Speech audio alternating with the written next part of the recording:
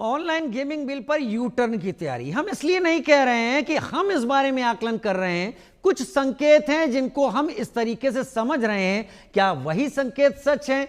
बड़ी खबर से शुरुआत कर रहे हैं। आईटी मंत्री ऑनलाइन गेमिंग पर यू टर्न की बात। आईटी मंत्री अश्विनी वैष्णव ने एक संकेत दिया है, जिस संकेत को हम समझ रहे हैं क्या वही संकेत सही है, हम आपके सामने भी रख रहे हैं। ऑनलाइन गेमिंग इंडस्ट्री के प्रतिनिधि अश्विनी वैष्णव से मिले। ऑनलाइन गेमिंग इंडस्ट्री के प्रतिनिधि अश्विनी वैष्णव से मिले। बैठक में आर्थिक सुरक्षा मुख्य मुद्दा है। ई स्पोर्ट्स और सोशल गेम्स को बढ़ावा देने की बात है, ऐसा कुछ उनका कहना है कि मंत्री अश्विनी वैष्णव ने संकेत जरूर दिए हैं।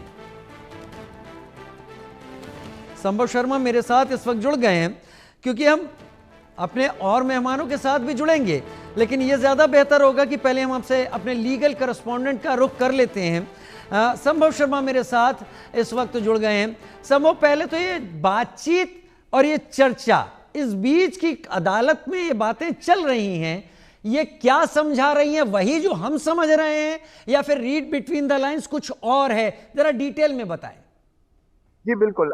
जिस तरह से हम लगातार हर रोज इस प्रोग्राम को कर रहे हैं और जिस तरह से जो डेवलपमेंट हो रहे हैं एक के बाद एक, कर्नाटका हाईकोर्ट में शनिवार को हियरिंग होना, आईटी मिनिस्टर अश्विनी वैष्णव का जो स्टेक होल्डर्स हैं इस पूरी इंडस्ट्री के, उनसे मिलना, ये जो ऑनलाइन गेमिंग कंपनीज हैं उनके जो प्रतिनिधि हैं उनसे मिलना, और उसके बाद दिल्ली हाईकोर्ट में कुछ देर पहले ही एक बड़ी सुनवाई होना, जहां सॉलिसिटर जनरल तुषार मेहता, जो केंद्र सरकार की तरफ से दिल्ली हाईकोर्ट में थे, उन्होंने कई महत्वपूर्ण बातें कही हैं। ये सभी एक के बाद एक कड़ी जुड़ती जा रही है और 8 सितंबर को अगली सुनवाई कर्नाटक हाईकोर्ट में होनी है, जहां पर कई पिटीशंस पहले से पड़ी हुई हैं और शनिवार को जहां पर एक सुनवाई हुई भी थी और वहां केंद्र सरकार को एक लिखित जवाब देना है। तो इसके बीच जो शनिवार से लेके 8 सितंबर के बीच के ये जो डेवलपमेंट्स हैं, ये हर रोज कुछ नए डेवलपमेंट्स हो रहे हैं। और जो अभी आप जैसा बता रहे थे कि आईटी मिनिस्टर अश्विनी वैष्णव ने डिस्कशन किए हैं, बातचीत की है, उसमें पहली तो इंपॉर्टेंट बात ये निकल के आती है कि जो यूजर्स का पैसा है, जो ऑनलाइन गेमिंग में जिन्होंने अपना पैसा लगाया, जिस तरह से हम डिस्कस आउट कर रहे हैं हर रोज कि शुरुआत में कम पैसा लगाते हैं लेकिन लत लग जाती है, फिर ज्यादा पैसा लगाते हैं, तो उस पैसे को कैसे बचाना है? क्यों? क्योंकि जैसे ही 22 अगस्त को राष्ट्रपति की मंजूरी मिलती है, शाम को ही कई ऑनलाइन गेमिंग कंपनीज अपना ये जो जहां पैसा इन्वॉल्व है, मनी इन्वॉल्व है, उस सेगमेंट को बंद कर देती हैं, शट डाउन कर देती हैं। और दूसरी चीज इसमें जो एक्ट है, इसमें ये इंपॉर्टेंट है कि ई स्पोर्ट्स को बढ़ावा देना है।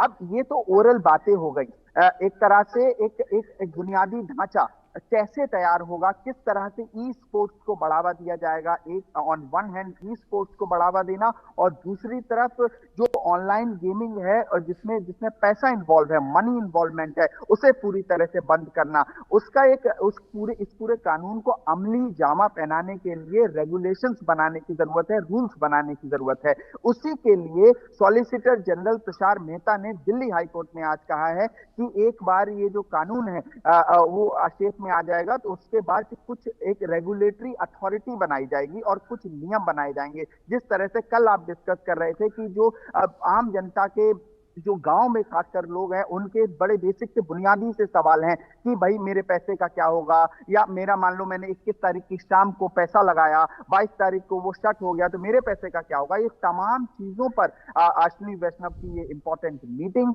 उसके बाद ऑफिशियल रूप से सॉलिसिटर जनरल का दिल्ली हाईकोर्ट को ये बताना, ये सब कनेक्टिंग दी डॉट्स जिसे हम कहते हैं वो है। और उसके साथ साथ एक लिखित जवाब का सभी को इंतजार है, जो कर्नाटका हाईकोर्ट में केंद्र सरकार फाइल करेगी। लेकिन साथ साथ कुछ चीजें मैं महत्वपूर्ण बता दूं कि दिल्ली हाईकोर्ट 2 जजेस की बेंच ने जब इस मामले को आज सुना, जहां जस्टिस जीके उपाध्याय और जस्टिस तुषार गडेला की ये 2 जजेस की बेंच, उन्होंने जब इस मामले को सुना तो कई सवाल भी केंद्र सरकार से पूछे। केंद्र सरकार से ये पूछा कि आप कब इस तरह का रेगुलेशन लेके आ रहे हैं, और ये जो कानून, ये जो रूल्स हैं, जिसकी बात, जिसमें क्लियर होगी पिक्चर कि आप किस तरीके से रोक लगाएंगे, कैसे रोक लगाएंगे, क्या रेगुलेटरी अथॉरिटी होगी, कितना आप कानून के अंदर कोई सजा का प्रावधान होगा, ये तमाम जो सवाल हैं, जो आम जनमानस के सवाल हैं, उस पर क्या किया जा रहा है। तो उस पर सॉलिसिटर जनरल ने कहा कि हम कुछ रूल्स फ्रेम करेंगे, एक रेगुलेटरी अथॉरिटी बनाई जाएगी।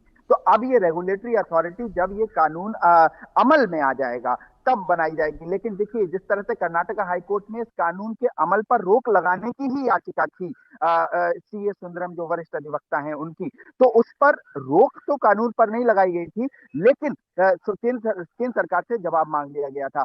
अब एक तरह से एसजी ने यह भी क्लियर किया है कि राष्ट्रपति की मंजूरी हो गई है, लेकिन अभी कानून अमल में नहीं आया है। ये जो पर्टिकुलर एक्ट है, online gaming act regulation act, ये अभी अमल में नहीं आया है। तो अमल में आके उसकी अधिसूचना जारी होके उसके बाद ये रेगुलेटरी अथॉरिटी बनेगी और उसके बाद क्लियर होगा कि किस तरह से अगर प्रोसिक्यूट किसी को करना है तो उसके क्या क्या नियम होंगे। साथ ही साथ ये 2 जजेस की बेंच ने ये जो एक online gaming company Delhi high court पहुंची थी उससे कहा कि अभी फिर डरने की कोई बात ही नहीं है कि जब कानून अमल में ही नहीं आया है और एक बार गवर्नमेंट जब नोटिफिकेशन को इशू कर देगी उसके बाद एक अथॉरिटी बनाई जाएगी जो ड्राफ्ट रूल्स बनाएगी कि किस तरीके से इस पूरे कानून को ग्राउंड पे ठीक है। संभव बने रहिए आप मेरे साथ। संभव जब आप ये बातें सामने रख देते हैं तो अक्सर ये लगता है कि अब चर्चा बहुत बेहतर तरीके से आगे बढ़ेगी। मेरे साथ मनोज जोशी सर इस वक्त स्पोर्ट्स एडिटर हमारे जुड़े हैं और उत्तराखंड हाईकोर्ट से हमारे साथ पूर्व जस्टिस भी जुड़ेंगे जो कि रिटायर्ड जस्टिस राजेश टंडन जी हैं। बहुत जल्द वो भी मेरे साथ जुड़ेंगे और उनसे भी हम समझेंगे। मनोज जी, बड़ी बहुत बेहतर बात जो अभी समझा रहे थे यहाँ पर, क्योंकि दिल्ली हाईकोर्ट में भी बात चल रही थी, संभव ये राष्ट्रपति के हस्ताक्षर के बाद पहले सदन ने पारित कर दिया, दोनों ने, राष्ट्रपति ने हस्ताक्षर कर दिए, बन गया कानून। लेकिन उसको नोटिफाई भी होना होता है, उसके रूल्स रेगुलेशन भी देने होते हैं कि किस तरह से किस किस दायरे में, फ्रेमवर्क में सब कुछ काम चलेगा। अभी वो चीजें हुई नहीं हैं और तुषार मेहता साहब दिल्ली हाईकोर्ट में एक और याचिका पर ये बातें सामने रख रहे हैं। इस बीच आज 2 तारीख है, 6 दिन का वक्त करीब बचा है जब कर्नाटक हाईकोर्ट को बताना है। आपको क्या लग रहा है, उलझ रही हैं चीजें या आपको लग रहा है सुलझ रही हैं? जहां आईटी मंत्री अश्विनी वैष्णव लोगों से बात करते हुए कुछ ऐसे इशारे देते हैं जिससे लगता है कि नहीं, उतना ज्यादा स्थिति नहीं है जो कुछ दिन पहले सामने थी, ये चीजें नॉर्मल होने वाली है। देखिए, कुछ संकेतों से ही समझा जा सकता है अभी तक, क्योंकि स्थिति बहुत क्लियर नहीं है। क्योंकि अश्विनी वैष्णव साहब जो है ऑनलाइन से जुड़े हुए जो उद्योग से जुड़े हुए जो लोग थे उनसे उनकी ये मीटिंग हुई थी जिसमें उन्होंने बहुत साफ तौर पर कोशिश उनकी यही थी कि जो ई स्पोर्ट्स हैं उसको हम बढ़ावा देंगे, चाहे इसके लिए बेशक कुछ संशोधन हमें करने पड़े, लेकिन वो हमारी प्राथमिकता नहीं है। अब आपने बात भी कह दी और ई स्पोर्ट्स का जो है महत्व भी बता दिया, तो इससे थोड़ी सी जटिलताएं पैदा हो गई हैं, कॉम्प्लिकेशन से पैदा हो गए हैं। लेकिन अब यहां अगर ओवरऑल देखते हैं तो तस्वीर के दोनों पक्ष हैं, दोनों पक्षों का हमें आदर करना चाहिए, सम्मान करना चाहिए। क्योंकि जिस तरह से पार्लियामेंट्री पैनल रिपोर्ट है उसने जो गेमिंग स्पोर्ट्स को, जो आतंकवादी गतिविधियां हैं उनका एक एजेंट बताया है, बहुत गंभीर बात कही है। और इसी तरीके से अगर आप ईडी की रिपोर्ट देखेंगे, उन्होंने भी क्रिप्टो करेंसी के इस्तेमाल करने की बात कही है। और फाइनेंशियल इंटेलिजेंस ने तो कहा है कि वहां 2000 करोड़ रुपए के कर जो टैक्स है उसका घपला हुआ। रक्षा मंत्रालय ने तो चाइनीज ऐप है फेविन, उन्होंने भारतीयों के 400 करोड़ डकारने की भी बातें कही हैं। तो ये सारी चीजें जो है ना, कुल मिलाकर तस्वीर का एक पक्ष तो बहुत क्लियर करती हैं, लेकिन जो तस्वीर का दूसरा पक्ष है उसमें ऐसा लगता है कि जो ऑनलाइन गेमिंग कंपनियां हैं उसमें कुछ ने तो अपना ट्रैफिक बढ़ाने के लिए नियमों का उल्लंघन किया और सजा सबको मिल गई। कुछ ने नियमों का उल्लंघन किया, सजा सबको मिल गई। और ये जो कुछ जो थे उन्होंने भी नियमों का उल्लंघन मुझे लगता है कि शायद इस तरीके से नहीं किया जिस तरीके से छोटे छोटे घरों में, गलियों में इस तरह के गेम ऑफ चांस लगातार चल रहे थे और वहां पर लुटने वाले लोगों का कोई आंकड़ा भी नहीं था कि कितने लुट गए। यहां तो कम से कम ऐप के जरिए पता रहता था कि किसी एक पर्टिकुलर गेम पर कितने लोगों ने बैट किया हुआ है और कितना यहां पर बैट है।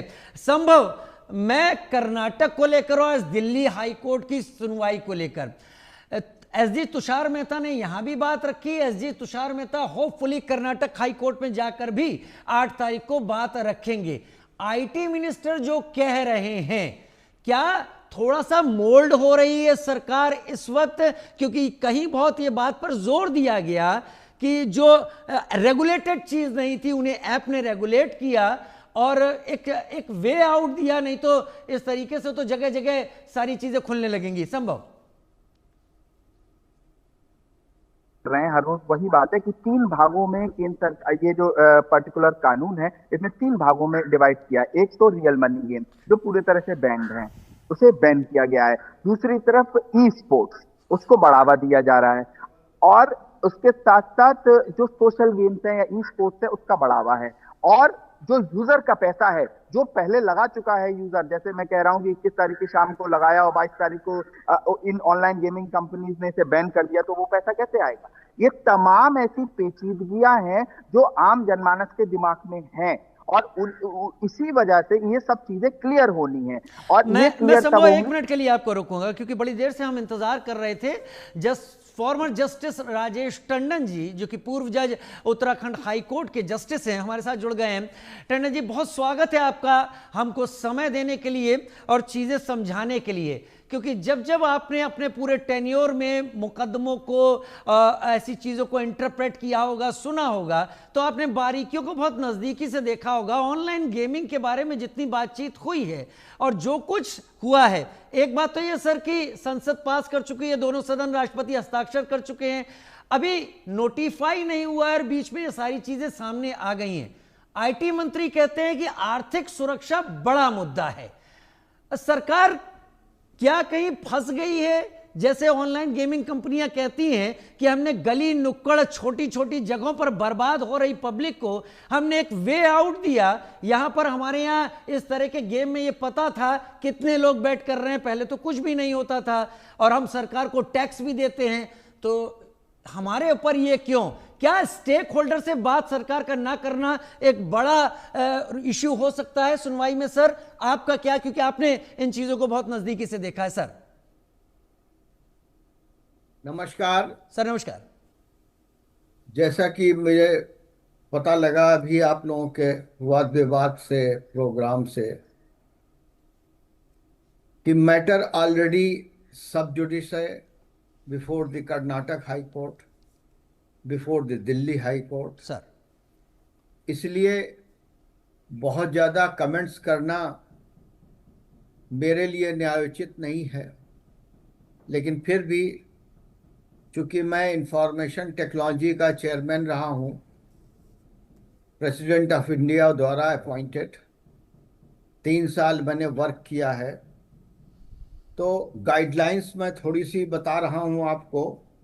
इंफॉर्मेशन टेक्नोलॉजी का अगर सेक्शन 3 और 4 देखा जाए तो सेक्शन 3 और 4 में legal recognition of electronic records section 4 है, और उसके बाद use of electronic records section 6 है। अब सवाल ये उठता है कि अगर हम legal recognition of electronic records होती है तो उसके लिए भी सब चीज़ें इस्तेमाल होती हैं। आर्टिकल 21 इस्तेमाल होता है कॉन्स्टिट्यूशन का, ह्यूमन राइट्स का प्रोविजन, डिग्निटी इस्तेमाल होती है, सबकी डिग्निटी है। किसी का अगर पैसा खो रहा है या किसी का पैसा जा रहा है उसकी भी डिग्निटी है। तो अगर लीगल रिकॉग्निशन हमको इलेक्ट्रॉनिक रिकॉर्ड्स का रखना है तो उसके लिए हमको गाइडलाइन करना होगा, प्रोविजंस बनाना होगा, सब चीज़ें करना होगा, तभी कोई चीज़ें हो सकती हैं। तो इस वजह से promotion and regulation of online gaming bill अगर 2025 का आया है तो मैं तो कोई अतिशयोक्ति नहीं समझता कि इसमें कोई बुराई है जी, क्योंकि जो प्रियम्बल आया है उसमें खुद हमारे अश्वनी जी ने कहा है कि अगर आप 4 लाइन उसकी पढ़ें तो सब चीज़ें समझ में आ जाएगी। The rapid spread of online money games has created serious risk for individuals, families and the nation, while digital technology, जो मैंने अभी पढ़ के बताया section 4, digital technology has brought many benefits. These games have exploited loopholes in the law and caused deep social harm. Speaking in the Rajya Sabha, Union Minister for Electronics and Information Technology, Sri Ashwini Vaishnav, said that according to an estimate, 45 crores people are negatively affected by online money, games, and faced a loss of more than 20 crores, 20,000 crores, not only 20, जी 20,000 crores because of it. The government has acted to close these gaps and protect citizens. तो सबकी dignity अपनी है। जो आदमी पैसा खो रहा है, हमें उसकी भी डिग्निटी मेंटेन करना है। आर्टिकल 21 में स्टेटस मेंटेन करना है। हमारे कॉन्स्टिट्यूशन का प्रियम्बल क्या है, प्रियम्बल के अनुसार हमको सारी चीजें करनी है। प्रियम्बल हमारा है fraternity assuring the dignity of the individual and the integrity of the nation. तो इन्हीं विचारों को लेकर अगर कोई एक्ट पास हुआ है तो मैं तो कोई अतिशयोक्ति नहीं समझता उसमें, और एक्ट उसके रूल्स बन जाएंगे, सब चीजें हो जाएंगी। और इस एक्ट में ये भी कहा गया है the IT intermediary guidelines and digital media ethics code rules 2021 जी amended in April 2023 laid down norms for online gaming platforms. सारे नॉर्म्स दिए हुए हैं इसमें, जो 2021 में आया है और 2023 में अमेंड हुआ है। सारे नॉर्म्स दिए हैं। कोई ज़रूरी है कि हम अपना पैसा खोते रहें, खोते रहें, खोते रहें? बहुत नुकसान दिया है, कोविड ने नुकसान दिया है बहुत। अब उससे ज़्यादा नुकसान दूसरा कोविड करके, ऑटोमेटिक कोविड करके पब्लिक का नुकसान न किया जाए। सही। इन्हीं शब्दों के साथ मैं इससे पहले कहूँ कुछ कि हम इंतज़ार करेंगे कि हमारी न्याय प्रणाली क्या कहती है, हाई कोर्ट ऑफ दिल्ली क्या कहती है, हाई कोर्ट ऑफ कर्नाटक क्या कहती है, उसके बाद ही हम लोग कोई विचार कर सकते हैं। लेकिन अभी ये सही वक्त नहीं है जी कि हम केस सब जुडिस है, हम उसके बारे में विचार करें। लेकिन गवर्नमेंट का जो स्टैंड है उसको मैं जस्टिफाइड समझता हूं। Thank you very much. आप जस्टिफाइड समझते हैं, और आपको इसीलिए मैंने विस्तार देने के लिए पूरा समय दिया सर, क्योंकि आपका अनुभव है और जब आपने बातें सामने रखी हैं तो आपने किसी को भी किसी की तरफ इंक्लाइन होने की कोशिश नहीं की। रूल बुक जो चीज़ें हैं उसके हिसाब से अपने बातें सामने रखी। ये चर्चा हम इसलिए कर पाए कि आईटी मंत्री अश्विनी वैष्णव ने जब आज बात की है गेमिंग इंडस्ट्री के लोगों से, तो उससे कुछ ऐसे इशारे मिले जिसमें लगा कि सरकार कुछ नरम पड़ती दिख रही है। मनोज जी, अगर आपको कोई सवाल पूछना हो संभव से या जस्टिस टंडन से तो आप पूछें। राजेश टंडन जी, मेरा आपसे एक छोटा सा सवाल है कि लॉटरी से लेकर एंटरटेनमेंट और ऑनलाइन गेमिंग, ये सब राज्य के मामले आते हैं, राज्य के अंतर्गत आते हैं, और तमिलनाडु सरकार ने और कर्नाटक सरकार ने इसकी मुखालफत भी की है। इस विधेयक को लेकर केंद्र सरकार की मुखालफत की है कि ये उनके अधिकार क्षेत्र में आता ही नहीं है। तो आप इसको किस तरीके से देखते हैं? क्योंकि जब तक ये सारी चीज़ें चल रही थी तब तक यानी जो ड्रीम 11 पर या माई 11 सर्कल पर टीम बनाने का जो मामला था, उसमें सट्टेबाजी की घटनाओं में कमी आई थी। अब आपको लगता है कि इस तरह से अब आने वाले समय में जब ये विधेयक पूरी तरह से इंप्लीमेंट हो जाएगा, नोटिफाई हो जाएगा, तो सट्टेबाजी की घटनाएं भी बढ़ जाएंगी? क्या ये राज्य सरकार के, केंद्र सरकार के पास ये अधिकार है इस तरह का अधिनियम बनाने का, जबकि ये मामला राज्य का है? आपसे कहा कि चूंकि मामला सब जुडिस है, बीइंग ए जज मैं कोई कमेंट नहीं कर सकता इस बारे में। मैंने आपको broad principles of digital evidence का बताया है, जो कि इंफॉर्मेशन टेक्नोलॉजी का है, और इंफॉर्मेशन टेक्नोलॉजी के अंदर उसके पनिशमेंट भी दिए हुए हैं। सेक्शन 66 से लेकर 67, 68 तक सारे पनिशमेंट दिए हुए हैं, उसमें कवर्ड होते हैं। अब इसमें ऑनलाइन और गेमिंग बतला देंगे। एक छोटा सा आपको एग्जाम्पल बताता हूँ आपको। आप किसी के घर जाइए और फैमिली में बच्चे हैं मान लीजिए, तो छोटा बच्चा जो है, आप वहाँ चाय पीते रहेंगे, बातचीत करते रहेंगे। छोटा बच्चा क्या करेगा, वो मोबाइल